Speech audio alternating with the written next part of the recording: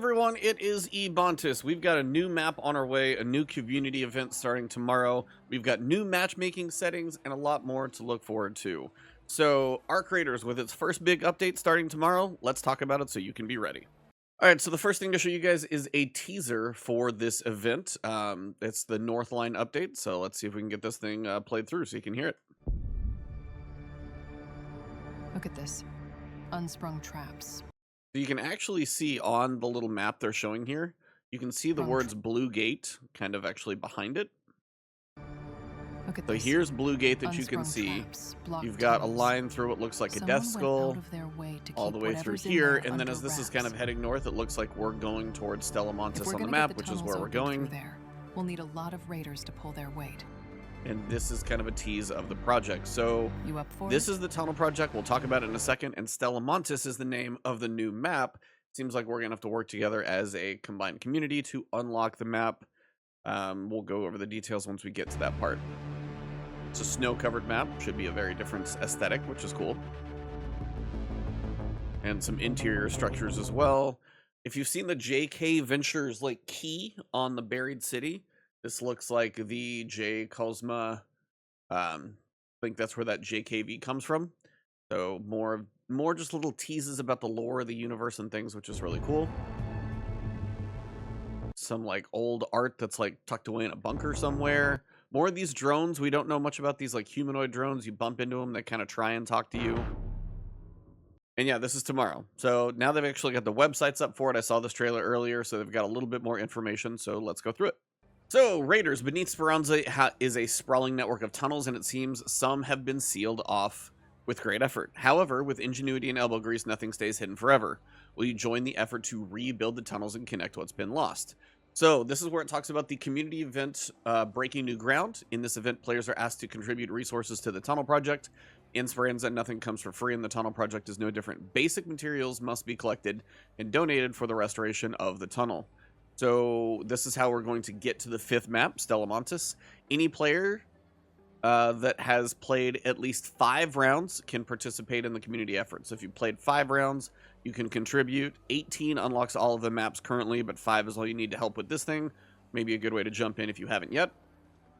Materials. It's all the basics. I mean, it's what you get from your rooster friend, Scrappy. Metal parts, fabric, chemicals, rubber parts, plastic parts. Pretty much all of the basics except seeds are all what they're going to be using. So picking up things and breaking them down into the most simple basics are what you're going to want to stock up on. If you plan some today or tonight, might be a good thing to work on for the rest of the day. But your efforts will not go rewarded. Donations to the Breaking Ground event will earn merits, a new event currency that will fuel the next phase of progression. While there is a cap on how many merits can be earned, basically you won't be able to earn them indefinitely, you can help with additional contributions to help reach Stella Montis more quickly. I don't know if they're going to have an in-game progression counter website. We'll have to see how that goes, but kind of very cool that they're doing it. Once completed, the restoration of the tunnels and unlocking Stella Montis will trigger Phase 2, staking our claim, a new progression track. So I'll be kind of curious what that's about. Maybe it's, I don't know if it's going to have a new kind of battle pass thing or what it is. Stella Montis, this is the new map, so it is going to be snow-covered.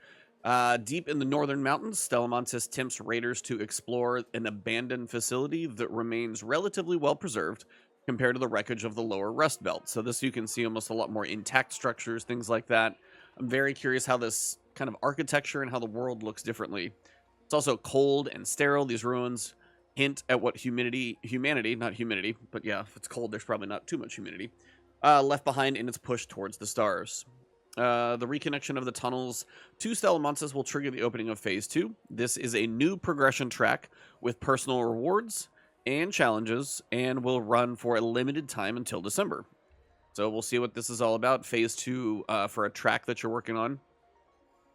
New enemies, gameplay, and items. This is actually pretty sweet. So raiders who investigate Stella Montis will recover rare resources, new gameplay items, and maybe even schematics for long-lost technology. So try and get yourself some blueprints. That'll be cool. The Northline update also introduces 2 new Arc enemies, which is cool. One, the Matriarch. It's an imposing Arc machine that makes the Queen look friendly. The Queen is already daunting. I know people have found a glitch for it, but I'm sure that's going to be patched. The Queen itself is daunting, takes a lot of effort, team damage. you know, like 200 hole cracker rounds. It's no joke. So if something is going to make that look friendly, I'm real curious what that's going to be like. The Shredder will first appear in Stella Montis, challenging raiders to stay sharp in close quarters encounters. So I'm wondering if this is more of like a kind of interior structure, kind of, because I mean, you see the map up here. I could see something more of an interior bot than an exterior one, because right now we've just got the rollers and the pops and the turrets. But if something on the inside is either more agile, more speedy to get at you, that'll be interesting. Also, new weapons, new legendary weapon, 3 new mines, which is interesting for mines. But the 2 new grenades. I'm loving grenades for putting damage on right now a lot of the arc enemies. So 2 new ones. I'm curious what those are going to be. Maybe electrical, plasma, who knows. New Stella Montis quests. So if you have, you know, finished up all of your quests, you will have some new ones to do. And also, Northline is just the beginning. The next update is going to be in December. It's the Cold Snap, which induces the Flickering Flames event. I'll be curious if that's like a heat survival thing, if you can only be outside too long, if you picture like Division survival thing. Kind of curious if they go that level. I don't know if they'll play with like temperature and heat, but, you know, Cold Snap, Flickering Flames, maybe, but we'll have to wait and see. The Snowfall map condition, which honestly I cannot wait to hear what the audio sounds like, because if you've ever been outside after snow when it normally isn't snowing, like in Dallas, it doesn't snow where I live, like Dallas, Texas. When it does snow, most of the city shuts down because people are terrible drivers, so nobody really does anything. So you walk outside and it's just like deathly quiet. And I will be very curious, because also snow is able to capture a lot of sound. I will be so curious to see what that sounds like. The Expedition is coming up in December as well. And we've got one more thing to talk about for news as well.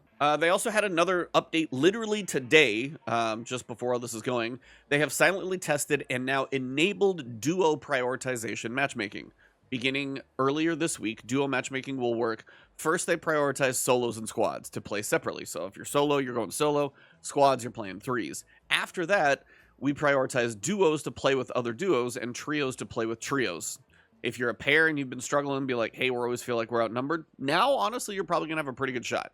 So please note that this is not a 100% guarantee. So sometimes you'll run into different constellations of players other than your own. But generally, they're going to go solos and squads first. So solos still get that priority. But then in the squads, they're actually trying to divvy those up. And they've got enough of a player base right now to do it, which is awesome. Store cosmetic prices. They've reviewed our prices and made adjustments to lower prices where applicable. And they will go live tomorrow, looks like, for the reset for all of this stuff going on. So stay tuned for prices to drop. And if you've already made a purchase on old pricing, they will compensate you for the difference, which is appreciated.